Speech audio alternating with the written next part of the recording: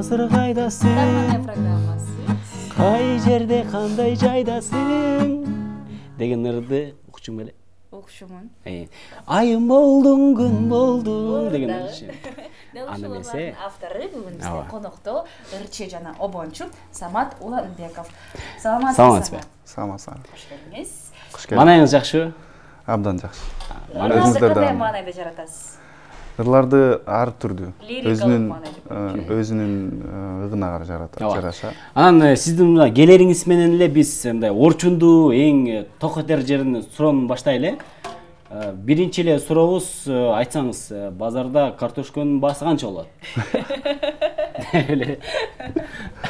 Тамаша, бул тамаша, албетте. Бул жакта бизде комуз дагы бар, ошол Самат мырзанын комузу. Биз бүгүн Самат мырза экологдордун майрамына карата экология багытында сөз кылып атабыз да. Анан ушул гитараны болобу, комузду жасаш үчүн дагы бир бактарактар кыйылды да, Эми мындай да, комузду жасалышы бул өрүк кургап калган өрүктөн жасайт биринчиден. Же болбосо чындап эле может өсүп турган өрүктү кыйып туруп кургатышат. Көңдүн алдына салышат экен. Көңдүн алдынан кургагандан кийин анан кийин чабылат да бул. Бул комуз темирден жасалат, дарак кыйылбайт деп коесузбу? Ооба, чынында мына ушул бүгүн биз экология тууралуу сүйлөшүп атабыз. Бүткүл дүйнөлүк экологдордун бүгүн майрамы. Андыктан биздин экологдорду куттуктап кетсеңиз да болот. Анан айлана чөйрөнү коргоо боюнча сүйлөшүп атабыз да. Сиздин дагы өзүңүздүн оюңузду айтсаңыз, биз айлана чөйрөнү коргош үчүн, экологияны бузбашыбыз үчүн эмне кылышыбыз керек? Эң биринчиден чындап эле ушул дарак кыйылбаш керек. Эң биринчиден.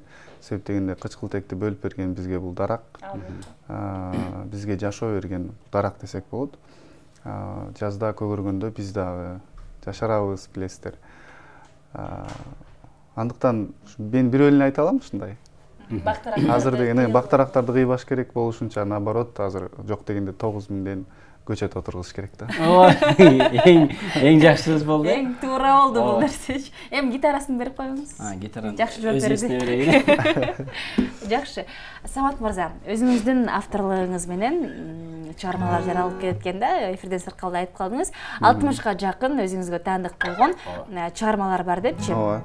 Анын арасында жалпы элге белгилүү болгон ушул Сагынамын, дагы башка Ким болдум деген сыяктуу, ошол ырлардан суранбайлыбы андайсыз? Келиңиз азыр. Эң алгачкы чыгармамды өрдөп берейин. Бул да болсо сөз оңуну өзүмө таандык Сагынамын аттуу чыгарма каалаңыздар. Таңда кечеңсеп өзүңдү, тамчы жаш чайкап көзүмдү, сагынамын.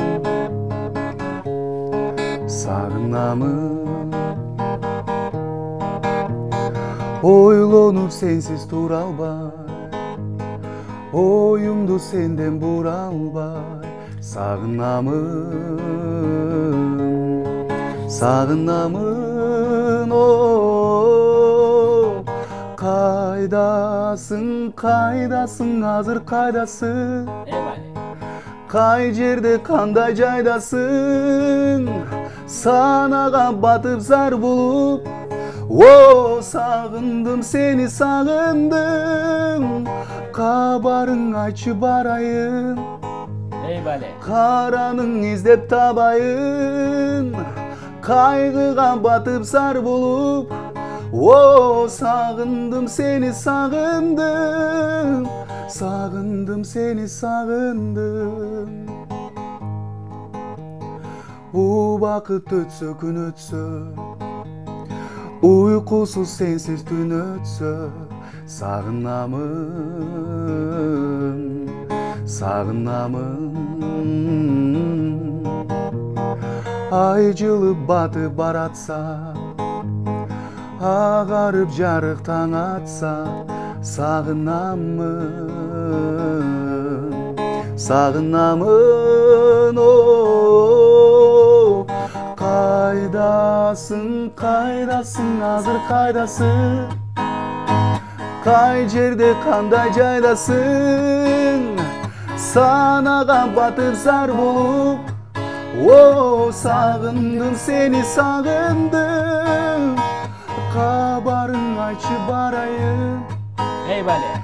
Караның издеп табайын, кайгыга батып сар болуп, о, сагындым сени сагындым, сагындым сени сагындым. Сагынды сизди сагынды.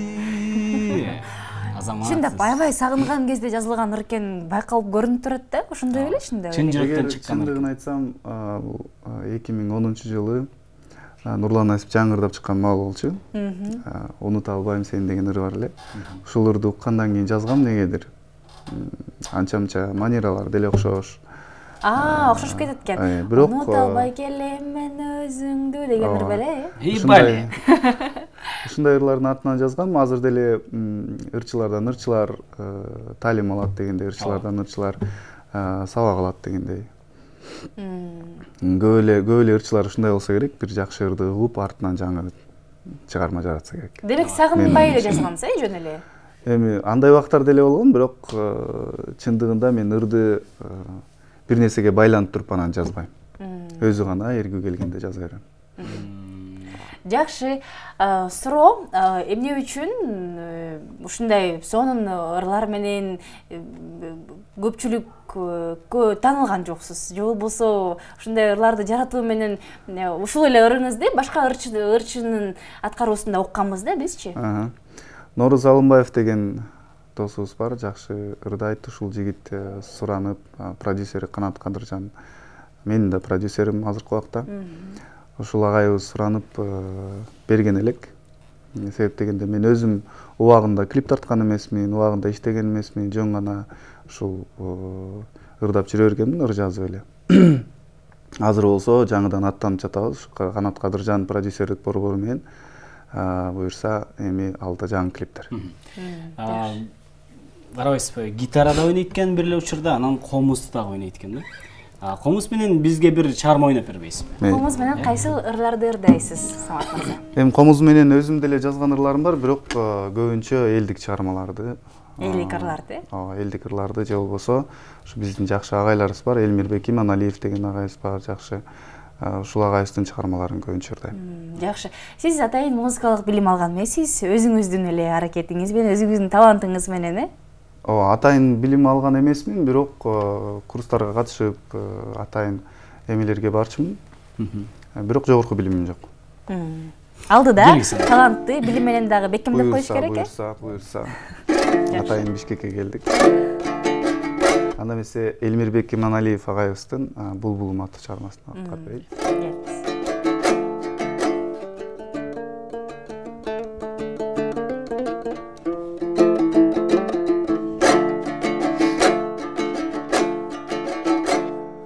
Ар кечте ар таңда боздоп сайрап, азгырып сезимди козгоп сайрап, бир булбул булугуп келет күндө, биз жүрчүң алма бакты, болжоп сайрап, алчактан адашып көгүм калган, ар шактан алмадай сүйүм калган, ал сүйүм булбулга айланганбы, ашыгын издеген ой, үрүл таңдан.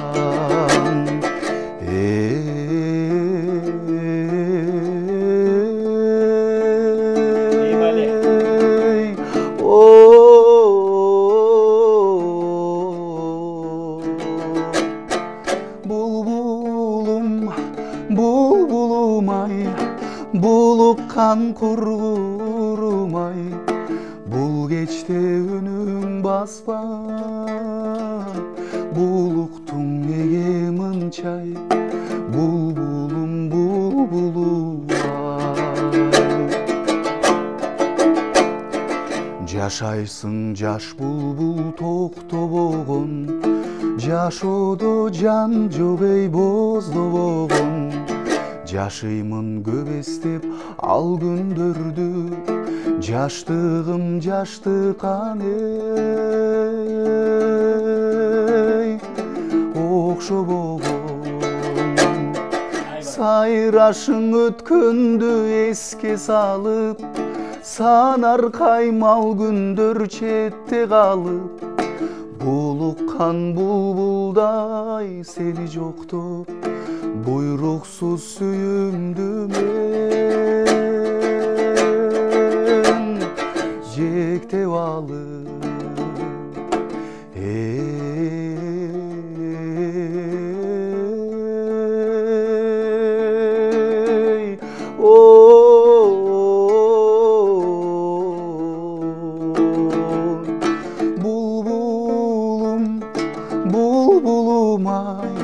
булуккан кургурумай бул кечте үнүң баспан булуктуң неге мынчай булбулум булбулумай булуккан кургурумай.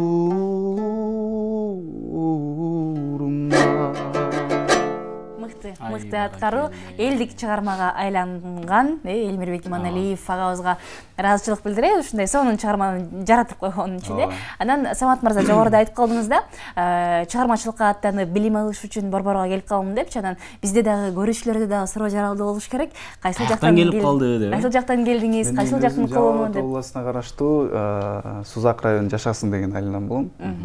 Көп жылдан бери Москвада иштедим. Жылдыз Осмоналиева деген жакшы биздин атактуу эжекебиз бар. Кыргыз Республикасынын эмгек сиңирген артисткасы. Мына ушул эжекебиздин колунда көп жыл иштедим, көп жыл сабак алдым дегендей болсо.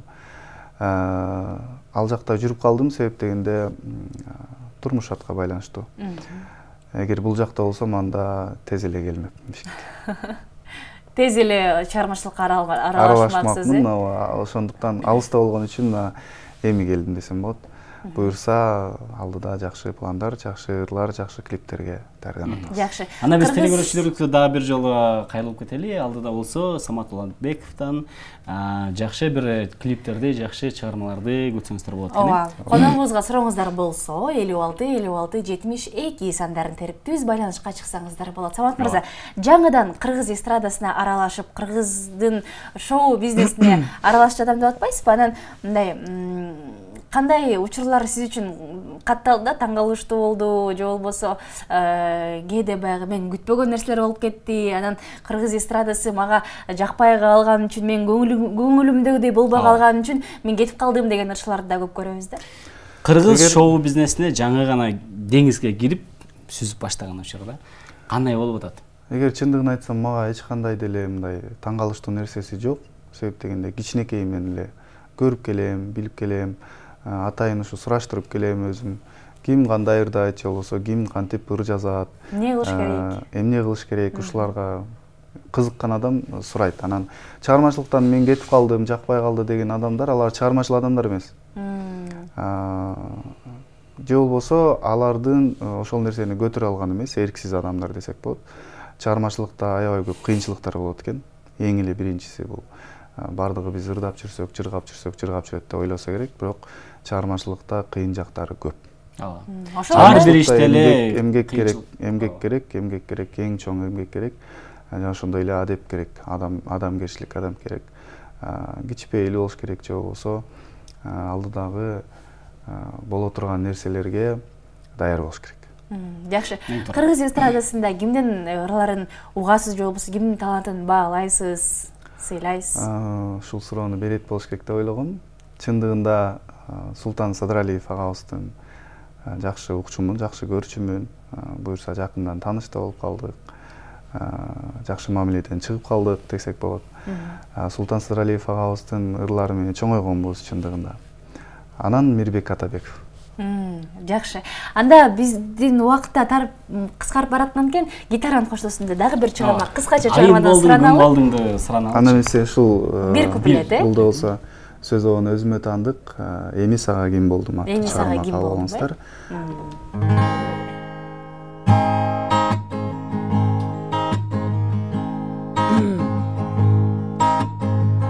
Кокусунан жолуктум, көңүлүмдү оруттум, карайладым тарындым, кайра сагындым, капысынан кезиктим, кайдан билип сезипмин, карегимди жаштадым, неге таштадың, неге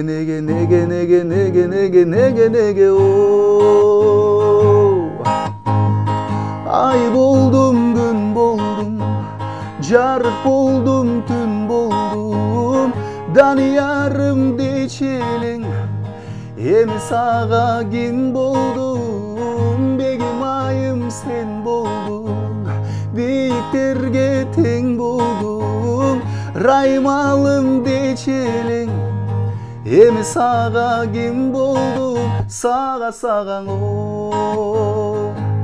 сагаң ай, сагаң и, сагаң, ханышасы жомоктун, сагаң и. Азамат, сиз өзгөчө аткарып, өзгөчө стилдеги кыркен, ыраазычылык билдиребиз. Рахмат. Самат Уланбеков, ырчы обунчу, таланттуу мырза менен биз маек курдук. Сизге чоң рахмат, ыраазычылык билдиребиз. Бар болуңуз. Буюрса жаңы чармаларды күтөбүз. Оозуңуздар кабыл болсун, жалпыңыздарга ишиңиздерге ийгилик, сиздерге чоң рахмат ушундай чакырып тосуп алганыңыздар үчүн. Сизге рахмат. Сиздерге да чыгармачылык ийгилик каалайм. Ал эми биз болсо бүгүн жалпы экологдордун кесиптик байрамы менен куттуктап дагы бир ирет 5-июнга арналган таң маанай көрсөтүүсүндө жыйынтыктайбыз. Азирет Осмонов, Акмарал Айыпова болдук сиздер менен. Көрүшкөнчө. Көрүшкөнчө.